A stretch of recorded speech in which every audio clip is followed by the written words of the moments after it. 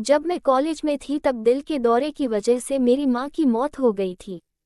मैंने ऑनलाइन एक दोस्त बनाया था। जल्दी ही हम दोनों बेस्ट फ्रेंड बन गए। एक दिन बातों ही बातों में मैंने उसे एक लड़के के बारे में बताया जिसे मैं पसंद करती थी।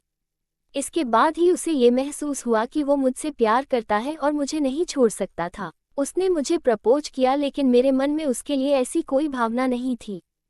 मैं उसकी तरफ आकर्षित नहीं थी। उसने मेरी ना को स्वीकार नहीं किया और हर हफ्ते मुझसे मिलने आने लगा।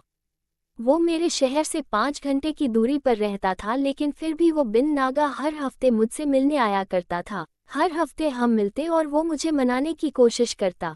वो मुझे ये बताता कि कैसे हम दोनों हमेशा सुखी रहेंगे क्योंकि उसे भी किताबें पसंद थी। मुझे भी। उसे भी पहेलियाँ और क्विज सॉल्व करना अच्छा लगता था। वो मेरे कॉलेज के बाहर घंटों खड़े होकर मेरा इंतजार करता था। मेरे दोस्तों के साथ उसका व्यवहार भी बहुत शानदार रहता था।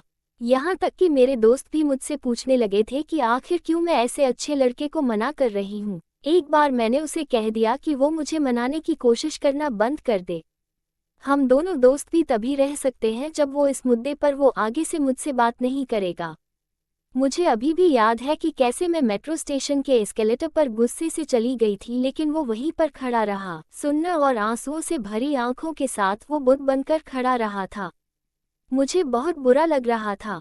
मैंने उसे सॉरी का एक मैसेज भेजा और अगले दिन सिर्फ ये जानने के लिए उसे फ़ोन किया कि वो ठीक है या नहीं। 5 महीने बीत गए। अब मेरे दिल में उसके प्रति बदलाव होने लगा था, क्योंकि इस बीच कुछ ऐसी घटनाएं हुई जब उसने दिखाया कि वो कितना परिपक्व और समझदार इंसान है।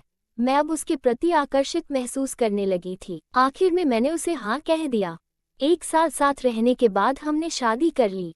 हालांकि मैं अपनी पढ़ाई जारी रखना चाहती थी लेकिन मेरे पिताजी मुझ पर बहुत गुस्सा थे और वो मुझे अपने घर से बाहर निकालना चाहते थे। एक सादे से समारोह में हमारी शादी हो गई। हमारी शादी इतनी सादगी से हुई कि मैं अपने किसी भी दोस्त शादी में बुला तक नहीं पाई। सुहागरात को उसने मुझे एक नया फ़ोन दिया। हम दोनों ही बहुत थके हुए थे इसलिए तुरंत ही सो गए। खुशी के मारे मेरे पैर जमीन पर ही नहीं टिक रहे थे। हमारे पति जाते ऑफिस आते और सो जाते। मैंने कई बार कोशिश किया संबंध बनाने का लेकिन कुछ जवाब नहीं देता। कभी कभी बैल चप्पल से मार भी पड़ जाती। एक दिन मेरे बॉयफ्रेंड देखा और मुझसे पूछा। उसे मैंने बैठाया। उस दिन से रोज आने लगा। मेरा भी मन उस पर आने लगा। उसने ऑफिस चले जाते और हम दोनों एक कमरे में माजा लेते।